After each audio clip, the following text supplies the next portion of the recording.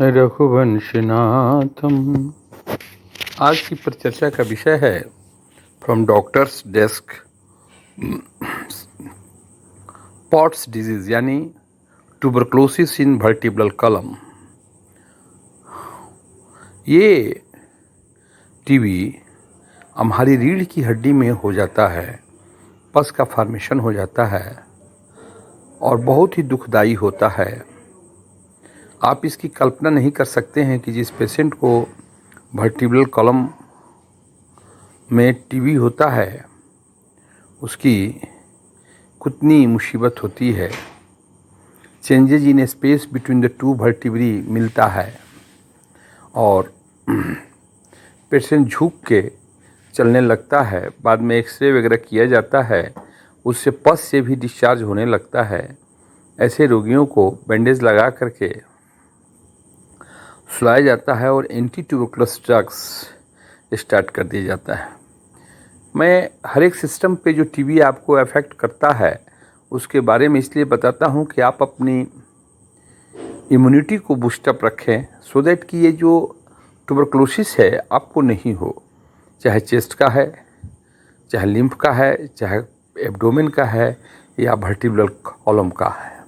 आप balanced diet लें, protein की मात्रा अच्छी होनी चाहिए, ग्रीन वेजिटेबल्स होनी चाहिए, विटामिन्स होने चाहिए। इसलिए कि जैसे ही आपका इम्यूनिटी कॉम्प्रोमाइज़ करता है वैसे ही आपको ये पॉट्स डिजीज़ यानी ट्यूबरकुलोसिस इन वर्टिब्रल कॉलम हो जाता है। आपको इसके प्रति आगाह रहना पड़ेगा। इसलिए ट्यूबरकुलोसिस को अगर जड़ से मिटाना है और उसे हमें एक स्वस्थ समाज का रूप देना है तो हमें भोजन पे ध्यान देना होगा। अक्सर ये गरीबों को रोग होता है और जहाँ पर कि भोजन प्रॉपर ढंग का भोजन नहीं मिलता है। कभी कभी ये आइट्रोजेनिक भी होता है, कभी कभी पशुओं के द्वारा भी, जो पशुओं में जो टीबी होती है उसके द्वारा भी ये आता है।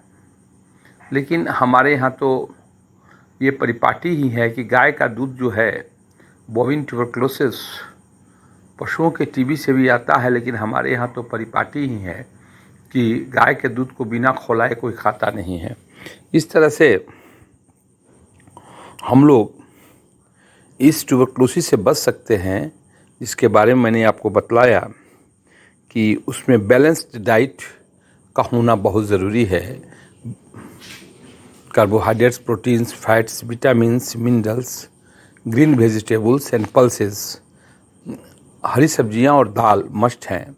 सोयाबीन लें, वो भी आपको बहुत हद तक कारगर होगा आपको ट्यूबरकुलोसिस से बचाने के लिए, प्रिवेंशन ऑफ ट्यूबरकुलोसिस। इसमें आपको एक चीज़ सबसे इम्पॉर्टेंट है जो देखनी होगी कि ये poor class of the society में ये पॉट्स डिजीज यानी ट्यूबरकुलोसिस इन वर्टिब्रल कॉलम मिलता है और उसमें हम जितना जल्द हो अपने चिकित्सक से मिल करके anti tuberculous drug rifampicin, Isonex, ethambutol, pyrazinamide and pyridoxine, vitamin की गोली स्टार्ट करें। डॉक्टर साहब से पूछ करके उतना ही अच्छा होगा। 4 से 6 महीने 9 महीने के भीतर ये ठीक हो जाता है। कुछ कॉम्प्लिकेशंस रह जाते हैं जिनका कि सर्जरी के द्वारा निदान कर दिया जाता है। हमें उम्मीद है कि आप इस परिचर्चा से इतना अवगत हो गए होंगे कि ट्यूबरकुलोसिस हमारे लिए, हमारे समाज का एक अभिशाप है और इसको एक बैलेंस संतुलित भोजन के द्वारा हम भगा सकते हैं, समाज से हटा सकते हैं। उसकी वैक्सीन भी चली है, बच्चे लेते ही हैं।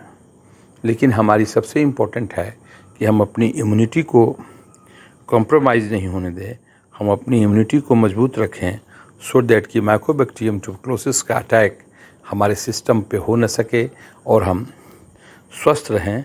इसके लिए हमें समाज में जागरूकता मेंटेन रखनी होगी, इम्यूनिटी को बूस्ट मिलता रहे, इसके लिए हमें बराबर कोशिश करनी होगी और टीबी से समाज को बचाना होगा। धन्यवाद।